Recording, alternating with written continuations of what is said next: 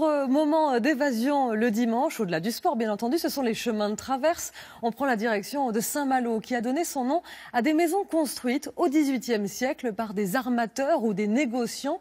Il s'agit des malouinières. Voyez ce reportage sur la Côte d'Émeraude avec Thomas Paga et Karine Andouche.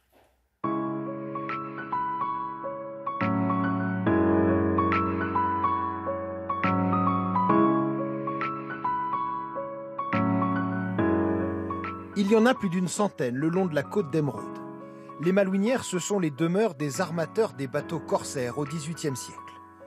Si leurs façades sont austères, c'est pour mieux dissimuler l'opulence de leur jardin et le raffinement du mobilier.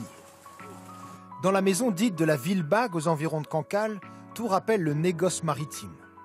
Au mur, un papier peint représente les conquêtes espagnoles. Éric Lopez vit ici à l'année.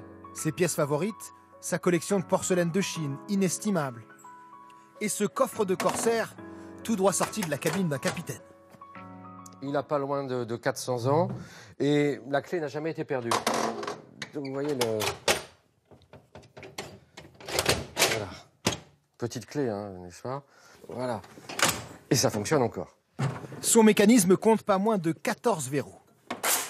Et on y mettait l'or, l'argent, tout ce qu'il y avait de plus précieux. Enfin, on l'a eu vide, nous, hein. Je vous préviens tout de suite. Ces objets d'époque ont été collectionnés tout au long du siècle dernier. Il suffit d'un peu d'imagination pour revivre les batailles épiques que les Malouins livraient aux Anglais. Sabre au clair. Alors, on appelle ça aussi des cuillères à peau, parce que autrefois, vous aviez le pot de cuisine dans la cheminée, la grosse cuillère pour tourner la soupe ou le ragoût. Et nos gars, ils coupaient les manches, adaptaient la louche au sabre. Et c'est eux qui ont inventé l'expression « j'ai expédié le bateau en 2 coups de cuillère à peau » ou « j'ai fait ça en 3 coups de cuillère à peau ». Derrière l'histoire des malouinières, il y a celle de la Compagnie des Indes. Au XVIIIe siècle, les capitaines de Saint-Malo, comme le corsaire Duguay-Trouin, gagnent le droit d'exploiter les richesses des terres lointaines. C'est grâce à elles qu'ils construisent ces maisons de campagne. Quel plaisir. Content de vous revoir. Moi aussi. Pierre-Jean Yvon est un passionné de leur histoire. Il sait bien d'où venaient les trésors des bâtisseurs malouins.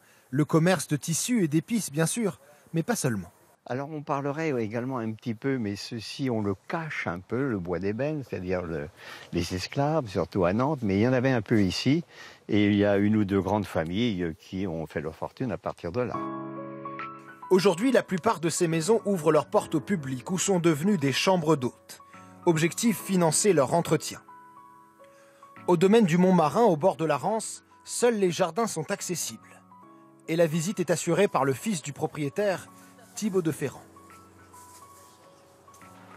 Pour les puristes, c'est vrai que le côté jardin à la française est assez cassé par ce magnifique magnolia, en sachant que j'ai l'habitude de dire, nous, qu'on y tient quasiment autant qu'à la maison. Bientôt, son père lui confiera la charge des lourds travaux de rénovation. La moindre fenêtre à remplacer, c'est 3 ou 4 000 euros. Une porte-fenêtre, c'est 5 ou 6 000. Bon, donc c'est pas un cadeau. De toute façon, aujourd'hui, les gens sont quand même assez sensibles au patrimoine, ont bien compris que c'était pas évident pour les propriétaires non plus. Et du coup, confiant, je sais pas, mais quoi qu'il arrive, j'estimais qu'il fallait tenter le coup. Dernier secret des malouinières, leur collection de plantes. Certaines datent du temps des corsaires, rapportées par ces navigateurs de l'autre bout du monde.